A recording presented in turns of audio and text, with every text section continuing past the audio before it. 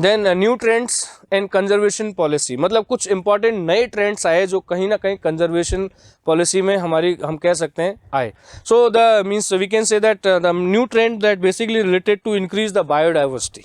So the conservation projects they are now we can say focusing on biodiversity. मतलब सबसे ज़्यादा ये किसके ऊपर फोकस कर रहे हैं, बायोडाइवर्सिटी के ऊपर फोकस कर रहे हैं, और उसमें कुछ इंपॉर्टेंट कंपोनेंट्स को भी इसमें इंक्लूड कर रहे हैं. So we can say that it is one of the intensive search of different conservation measure. Intensive मतलब कुछ ना कुछ मॉडर्न इसके अंदर हम लोगों ने इंक्लूड किया है. तो ऐसे इस तरीके के न्यू ट्रेंड्स हमारी कंट्री में देखने को मिल रहे हैं, right. Increasing even insects, they are means beginning to find our place in conservation planning also, right. In the notification under wildlife act of 1980 and 1986, several hundred butterflies, or we can say beetles, or one we can say they are basically added in the protected species. मतलब ऐसी बहुत सारी species को हमने किसके अंदर categorise कर दिया, प्रोटेक्टेड स्पीसीज के अंदर कैटेगराइज कर दिया. Means wildlife protection act के अकॉर्डिंगली हम लोग इन पे फोकस कर रहे हैं. So these are basically important means new trends which we have means basically we can say are having in our country. In 1991, means see here, in 1991 for the first time plants were also added to the list. मतलब protected species की list में plants को भी include कर दिया. So basically we can say that means it is one of the important initiative of India to protect even plant species also. तो plants को भी हम कहीं ना कहीं प्रोटेक्शन करना हमने 1991 से स्टार्ट कर दिया. So nature worship is an age old tribal belief based on premises that all creations of nature have to be protected. मतलब ये नेचर के ऊपर हमारी मेनली ट्राइबल पॉपुलेशन इन्वॉल्व है, जिसके ऊपर हम लोग कह सकते हैं जिसको प्रोटेक्ट करना बहुत इंपॉर्टेंट है. अगर नेचर को हमने प्रोटेक्ट नहीं किया, because we all basically we can say that means earning so many things from the nature, right. So nature को अगर प्रोटेक्ट नहीं किया तो कहीं ना कहीं हम कह सकते हैं इकोलॉजिकल बैलेंस आएगा, या फिर ये हम कह सकते हैं कि हमारे मतलब एक हिसाब से ये पूजा का वो है जो हमारी ट्राइबल कम्युनिटी इस पर मेनली फोकस करती है, जो फॉरेस्ट के अंदर मीन्स रिजाइड करती है. सो सच beliefs have preserved, we can say means such beliefs they have basically we can say preserved several virgin forest in pristine, which are basically called sacred groups, the forest of god and goddess. देखो virgin forest कौन से होते हैं, जिसमें human beings का किसी तरीके का कोई मीन्स एक्टिविटी नहीं होती है. They are basically called virgin forest, और we can say virgin vegetation means which means developed naturally, जिसको हम भगवान के जंगल भी हम बोलते हैं, जो अपने आप डेवलप होते हैं, जिसमें ह्यूमन बींग्स का किसी भी तरीके का इंटरफेरेंस नहीं होता है. So these we can say these patches of forest और parts of large forest basically have been left untouched by the local people and any interference with them is banned. So that is basically related to virgin vegetation you can call, or we can also call virgin forest, right. जिसमें किसी तरीके का human beings का interference नहीं होता है, वो virgin forest होता है. Now the some of the important we can say that species like mundas and santhal of Chota Nagpur region, they basically worship Mahua, right. Mundas and santhal basically we can say that these are the communities which basically worship Mahua, right. And kadam also, this is basically the type of flora species. महुआ भी flora स्पीस में आता है आपका.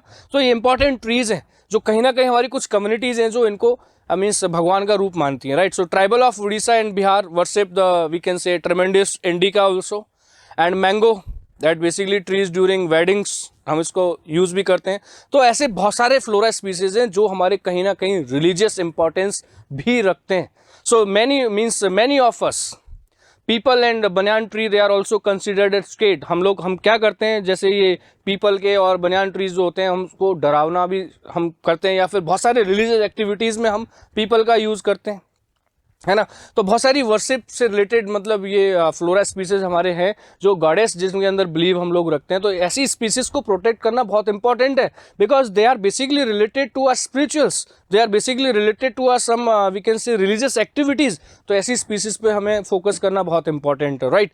Now the Indian society, it basically comprises several cultures, each with its own set of traditional methods of conserving nature and it's creations. मतलब बहुत सारी हमारी Indian society में ऐसा है कि जो हमारे कहीं ना कहीं कल्चर एक्टिविटीज़ से रिलेटेड है, जिसको हम नेचर में जिसको हम प्रोटेक्शन करते हैं, मतलब बहुत सारी ऐसी सोसाइटीज़ हैं हमारी कंट्री के अंदर जो नेचर की प्रोटेक्शन पे बहुत ज़्यादा बिलीव करते हैं, बहुत ज़्यादा ऐसे फेस्टिवल्स भी वो लोग सेलिब्रेट करते हैं, राइट। तो वो बहुत इंपॉर्टेंस रखता है हमारी कंट्री के अंदर। जो एक न्यू ट्रेंड है हमारी कंट्री के अंदर फॉरेस्ट को, या फिर हम कह सकते हैं कि जो फौना स्पीसीज है इनको कंजर्व करने का। So some of the sacred qualities they are basically often ascribed as springs, mountain peaks, plants and animals which are closely protected। मतलब बहुत सारी ऐसी चीज़ें हैं, बहुत सारी ऐसी क्वालिटीज़ हैं जिनको हम कहीं ना कहीं प्रोटेक्शन के लिए बहुत इंपॉर्टेंस रखते हैं। So you will find means troops of macaques and langurs around many temples. मतलब बहुत सारे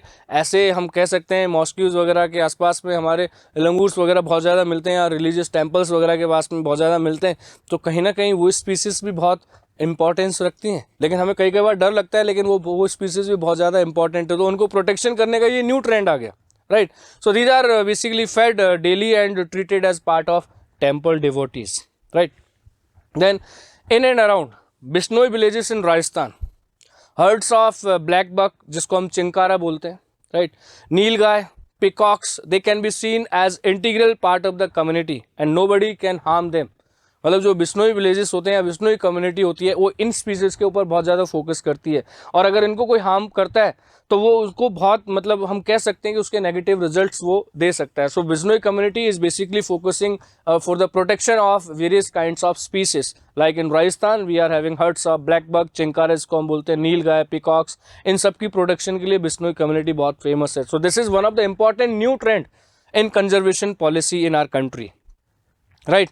now one of the important movement have been taken place in our country. That movement was basically we can say called as Chipko movement। ठीक है, ये चिपको movement basically हम कह सकते हैं उत्तराखंड रीजन के अंदर हुआ था in 1973, right। means the basic initiative, it is basic initiative of Chandi Prakash, right। So the famous Chipko movement in the Himalayas has not only successfully restricted forest deforestation in several areas, but has also shown that community afforestation with indigenous species can be enormously successfully। मतलब इस movement के अंदर हमने afforestation को बहुत ज़्यादा promote किया और डिफॉरेस्टेशन को हमने ख़त्म करने की कोशिश करी। और इस मूवमेंट को हम सक्सेसफुल मूवमेंट क्यों मानते हैं? इस मूवमेंट को सक्सेसफुल मूवमेंट इसलिए मानते हैं क्योंकि आप जो पिक्चर देख रहे हो इसमें आप देख रहे हो मैक्सिमम ये चारों आपकी क्या है, फीमेल्स हैं। So we can say that in this movement, Chipko movement, the maximum participation was related to females. तो हम ऐसा कहते हैं कि जब फीमेल्स का किसी मूवमेंट के अंदर पार्टिसिपेशन हो जाता है तो वो एक सक्सेसफुल मूवमेंट होती है। तो that's why we can say that Chipko movement was very famous. और ये हिली रीजन के अंदर मीन्स हम कह सकते हैं हिमालयन रीजन के अंदर ओरिजिनेट हुई, और ये कहीं ना कहीं एफोरेस्टेशन को इन्होंने प्रमोट किया और डिफॉरेस्टेशन को, मतलब जब वो मीन्स जो फॉरेस्ट थे उनको खत्म कर रहे थे तो उन्होंने ये मूवमेंट स्टार्ट किया। तो Chipko movement have played very important role in India, right. Then farmers and citizens group like the Beej Bachao आंदोलन इन टेरी रीजन आपका उत्तराखंड में, and Navadanya have shown that adequate levels of diversified crop production without the use of synthetic chemicals, right। तो हम मतलब यहाँ पर ये जो बीज बचाओ आंदोलन जो स्टार्ट हुआ टेरी के अंदर, ये बेसिकली किससे रिलेटेड था कि हम फर्टिलाइजर्स वगैरह का कम यूज़ करें और कहीं ना कहीं हम कह सकते हैं केमिकल्स वगैरह का यूज़ कम करें, जिससे हम कहीं ना कहीं हम कह सकते हैं कि एक क्वालिटेटिव प्रोडक्शन हम लोग कर सकते हैं जो लेस हार्मफुल हो ह्यूमन बींग्स को। So in India Joint Free Management means JFM, that program has been basically furnishes good example for involving local communities in the management and restoration of degraded forest। तो देखो joint forest management programme जो हमारी country के अंदर launch किया है, इसके accordingly हम लोग कह सकते हैं कि जो फॉरेस्ट का डिग्रेडेशन हो रहा है उसको हम कम कर सकते हैं, या फिर हम कह सकते हैं कि फॉरेस्ट की प्रोटेक्शन हम इस प्रोग्राम के थ्रू ज़्यादा कर सकते हैं। तो ये भी एक बहुत बड़ा इंपॉर्टेंट नया ट्रेंड है जो हम फॉरेस्ट कंजर्वेशन करते हैं जिसके अंदर, right. So the programme has been in formal existence we can say from 1988। तो since 1988 this program have been initiated in our country, so we can say several states like Odisha, pass the first resolution of joint forest management, मतलब उड़ीसा का सबसे पहला initiative रहा है इसमें joint forest management के अंदर, जिसके थ्रू हम लोग क्या कर रहे हैं कि फॉरेस्ट की डिग्रेडेशन को कम कर रहे हैं, राइट। तो इसमें मेनली हम कह सकते हैं जो JFM है ये मेनली हमारे जो लोकल विलेजेस हैं या फिर इनके अंदर जो विलेजेस वगैरह हैं उनके अंदर सबसे ज़्यादा ये हम कह सकते हैं अवेयरनेस प्रोग्राम्स लॉन्च कर रहे हैं, राइट। तो क्योंकि लोकल एरियाज़ के आसपास में हम फॉरेस्ट एरियाज़ को ज़्यादा क्लियर कर रहे हैं, so we can say that means this programme is basically under we can say the leadership of forest department in our country. So it is basically means generating so many protection activities mostly in degraded forest areas for the protection of flora and fauna species. So it is, we can say that one of the important new trend of conservation policy in our country, right. Now the members of these communities, they entitled to intermediary we can say benefit like non-timber forest produces and share in the timber harvested by successful production. मतलब बहुत सारी ऐसी communities हैं जो कहीं ना कहीं forest को प्रोटेक्ट करने के लिए बहुत सारे एफर्ट्स कर रही हैं. That's why we can say that successful protection have been taken place in our country. So the clear relation from the dynamics of both environmental and destruction and reconstruction in India is that local communities everywhere have to be involved in some kind of natural resource management. जब तक local communities अगर involve नहीं होंगी हमारी तो हम कह सकते हैं कि natural resources का management करना बहुत difficult हो जाएगा. So we can say that means our local involvement of local communities puts too much importance for the protection of natural resources, or we can say for the management of natural resources, right.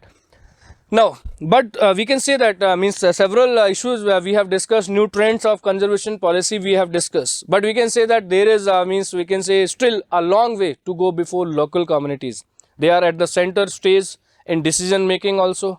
So we can say that except only those economic or developmental activities, there are some people, centric people we are having, environment friendly or economically rewarding people we are having, who can mainly focus on we can say the conservation of forest and we can say wildlife, right.